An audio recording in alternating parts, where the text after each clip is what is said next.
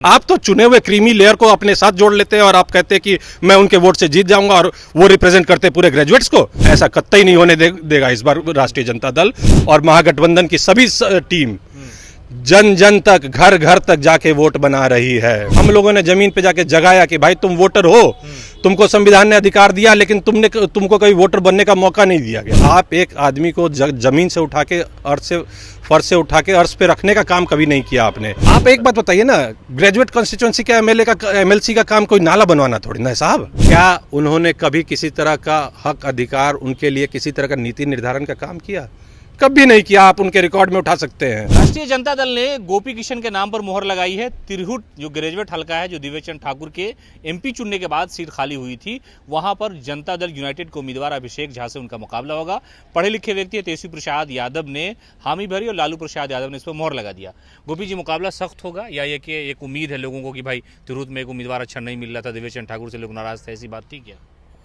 धन्यवाद। मैं सबसे पहले तो आपके माध्यम से अपनी तमाम तिरहुत ग्रेजुएट्स के जो उम्मीदवार जो हमारे वोटर हैं उन सबको मैं तहे दिल से शुक्रिया अदा करना चाहता हूँ। मैं अपने शुक्रिया अदा करना चाहता हूँ अपने आला कमान का, जिन्होंने मुझ पे विश्वास जताया कि हाँ, एक शिक्षित व्यक्ति, एक नौजवान लड़का इस रण को अच्छे से चला पाएगा। और जैसा कि आपका सवाल रहा, बिल्कुल हाँ, मैं स्वयं एक वित्त रहित शिक्षण प्रणाली से आता हूँ। मैं वित्त रहित शिक्षण प्रणाली में इंग्लिश विभागाध्यक्ष भी हूँ और मैंने वो दर्द देखा है जी कि ग्रेजुएट्स के वो शिक्षित जो है वो ग्रेजुएट जो है वो आज एक वित्त रहित जो हमारी प्रणाली, शायद आप वित्त रहित से बहुत ज़्यादा वाकिफ़ हों या फिर आम जनता ना वाकिफ़ हो, ये वो प्रणाली है जिसमें 2014 के बाद से 2015 के बाद से आज हम लोग को तनख्वाह नहीं मिला जी। और कोई कैसे सोचेगा कि 15 के बाद से आज तक परिवार कैसे चला रहा होगा कोई। और ये इस सरकार की देन है साहब। और ये रोष उसी की थी। पूरे जनता के बीच में, हर एक समाज में, हर एक समूह में जो भी शिक्षित हैं उनके मन में किसी न किसी तरह, जैसे मेरे मन में वित्त रहित का दंश फंसा हुआ है, सबके मन में दंश फंसा हुआ है। लेकिन गोपी जी, सवाल ये है कि दिव्य चंद ठाकुर एक लंबे समय तक वहां से रहे और जिस उम्मीदवार को वो लेकर के गए, पहली बार तो हंगामा हो गया वैशाली की मीटिंग में, लेकिन इस दौरान उन्होंने ये भी कहा कि अरे जिसको जो करना है करें, हम चैलेंज देते हैं, हम जिता के ले जाएंगे। नहीं, बेशक अगर कोई स्वयं को अगर ब्रह्मा समझ ले तो उसमें किसी को कोई कुछ कह नहीं सकता, पर ब्रह्मा कोई रचेता कोई भी नहीं होता, रचेता जनता होती है साहब। और मैं आपको बताऊं, अगर एक छोटे से बंद कमरे में वोटर बना के कोई ये सोचता है कि मैंने सभी ग्रेजुएट्स को वोटर बना लिया और मैं ये रण जीत लूंगा, तो इस बार जनता खुद वोटर बन रही है साहब। और तिरहुत में जो कि 24-25 विधायकों का क्षेत्र है, लगभग 80-85 लाख जनता है और 10% भी ग्रेजुएट माने तो 8.5 लाख जनता है। कहाँ है आपका वोटर? पिछली बार आपने 80-85 हजार वोटर बना के अपने खुद जीत गए और आप कहते हैं कि आप बहुत बड़े सुरमा है।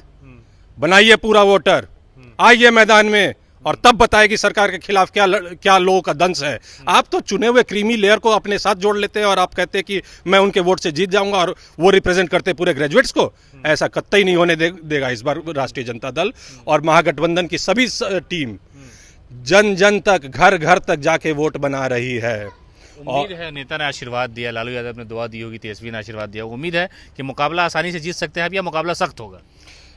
साहब, मुकाबला हमारे जो आला कमान है वो दूरदर्शी हैं, ज्ञान से परिपूर्ण है। हमारे जो नेता प्रतिपक्ष हैं, तो इन सब चीज़ों को देखते उन्होंने भी आकलन किया, जिस तरह के ग्राउंड रिपोर्ट उन्होंने लिया और जिस तरह का ज़मीन पे काम चल रहा था और जो जन जागरण का हम लोगों ने, एक नेता या फिर एक नुमाइंदगी करने वाला बंदा क्या करता है? सबसे पहले जन चेतना का काम करता है।